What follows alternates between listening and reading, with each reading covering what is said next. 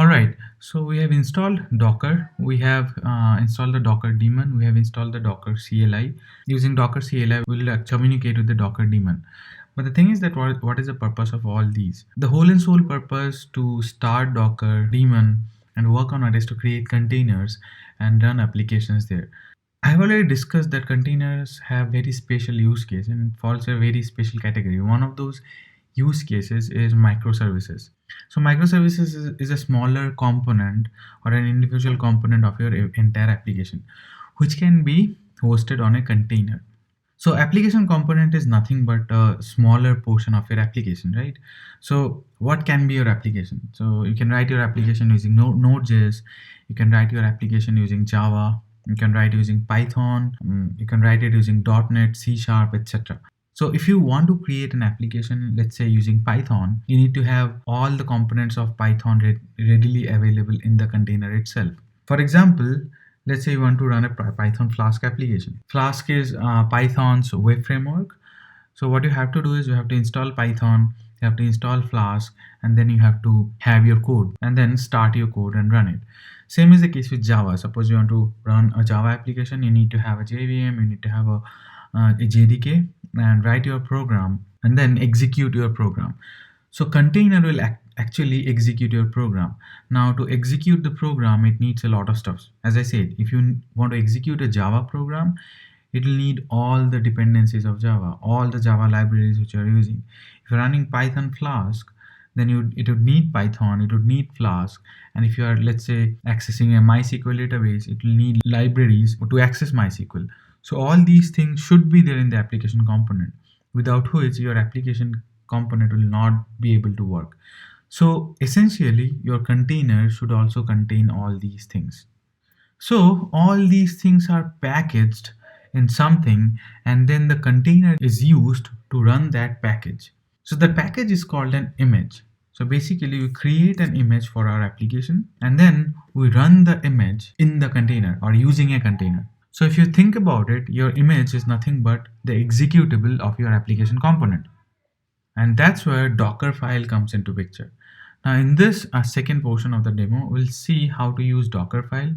We'll be creating an image and put it on a Docker registry, and then we'll run a container from that image. So how to package an application? Using Dockerfile, and Dockerfile is actually used to create the image, which is nothing but the executable. And using container, you run that image. Think of an application. What does it need? Let's say we are running a Python Flask application. So what that application would need to get executed? First of all, it will need an operating system. Without an operating system, of course, your application cannot run. The operating system makes system calls on behalf of your application. For example, reading data from a file, writing data to a file, taking memory from RAM, using the CPU, etc. So operating system is essential for an application.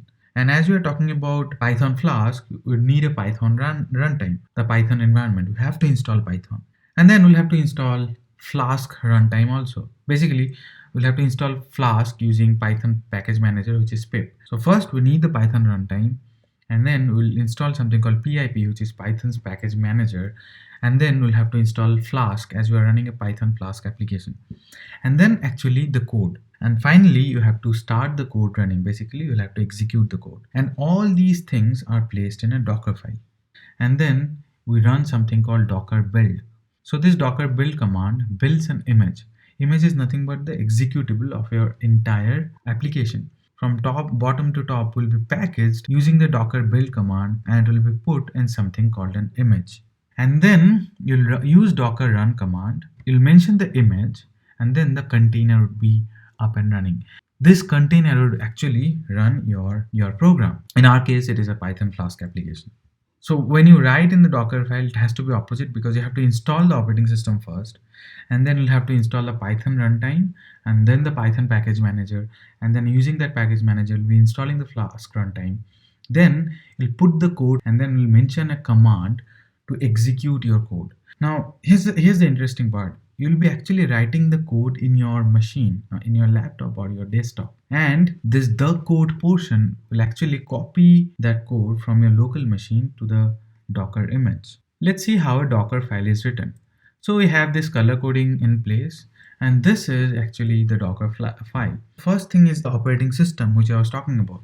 So here I'm mentioning that the operating system is Ubuntu and the version is 18.04. And after that, in the second command, in the run, we are mentioning run this command apt-get update y and apt-get install y python pip. We are saying that update the operating system and install the python pip package.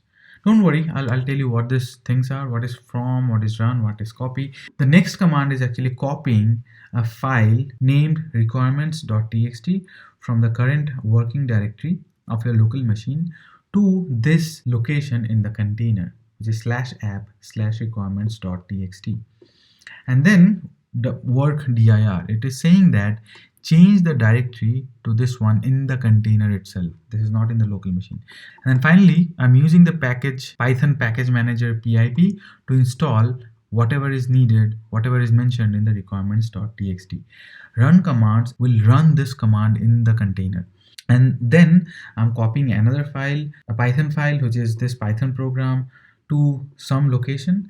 And then I'm copying the templates from my current directory. This is the template to some other location in the container.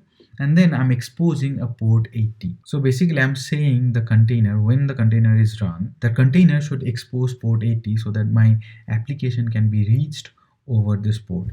And finally, the entry point, which will execute the program which we have copied here. So here from the current directory, we have copied some program astronautinfo.py to the container location, and this entry point is executing this program in the container itself.